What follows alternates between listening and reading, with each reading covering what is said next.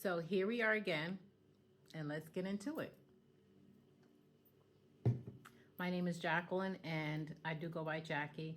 I am a credentialing account manager. You can also call me a medical service professional or medical professional specialty. Different names, right? However, in 2018, I left corporate America to pursue an independent lifestyle of working remote in this field. So a lot of my work is 100% remote. However, there are times I may have to report in person, but that hasn't been the case for some time now because I'm truly strategic about accepting assignments that fits my niche and that fits my lifestyle, right? And that's important to why I'm sharing that. I work 100% remote. However, last year, September 2024, a company reached out to me. I don't even know how they found me. I would say they probably found me on LinkedIn because that's where a lot of my referrals come from, LinkedIn. And pretty much the first time they reached out to me, it was to be a 1099 worker. Now, what is a 1099 worker? A 1099 worker is someone who does not actually work for the company and they're like on contract. That's just in layman's terms, nothing, I'm not trying to get into depth as to all of that, but I was going to be hired as a 1099. That's what this interview was about. And in my field, it's normal to have someone reach out to you and have a potential position for you, and that position don't pan out for whatever reason. Sometimes the reasons are the fact that the client that they are taking on backs out for whatever reason, right? In this case, that's what happened on the first interview.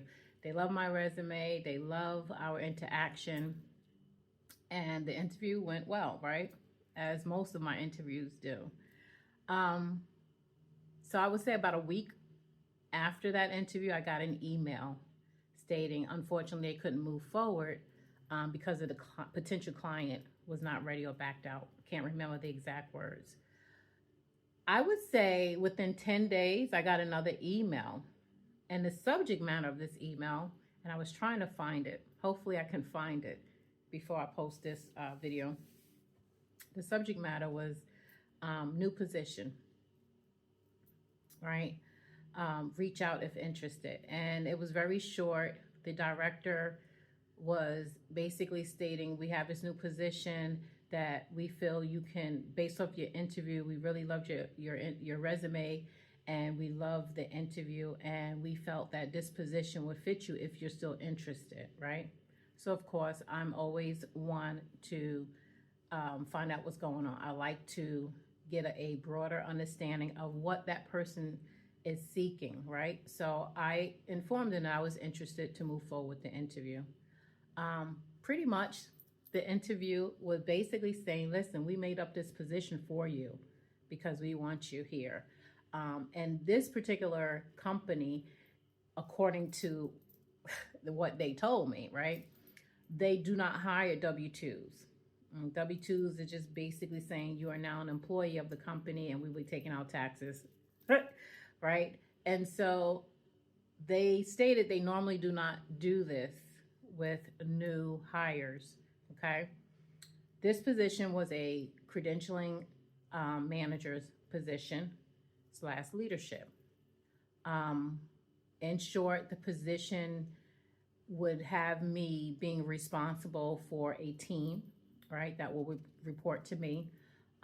It also included me basically cleaning up the mess that they had, right? I'm just gonna keep it real.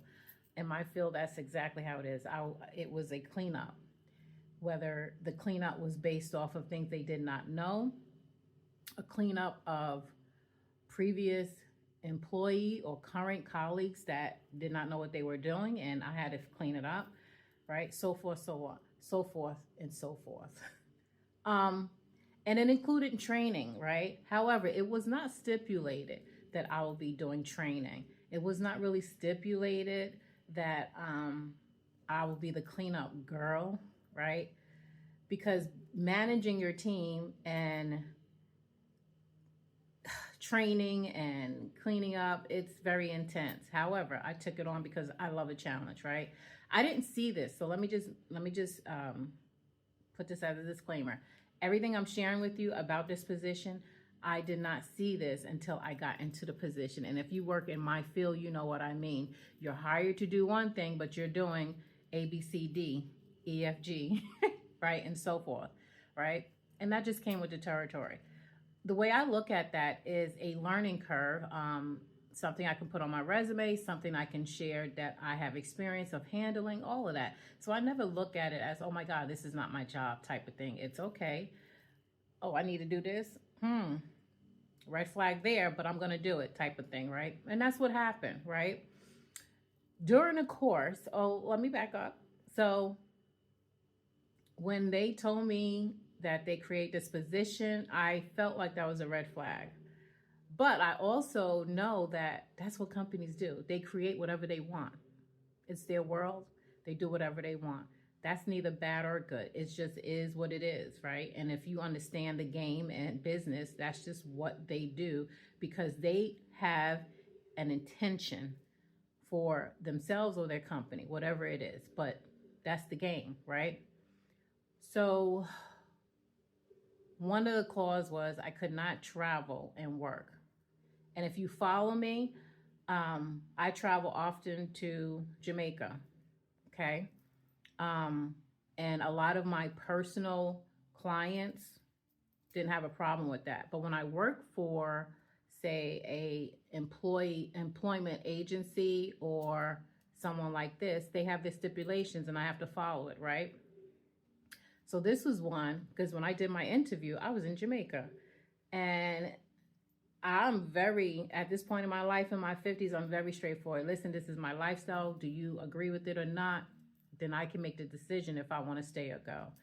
So that was one stipulation that I had to work in the States. I could not, do my sabbaticals like I was 80% of the time doing when I could do it, right? So that wasn't a problem for me. Well, let me just say this. It was a problem for me. But I welcomed the challenge of a new position of getting involved in something a little different because leadership was involved very intensely. And so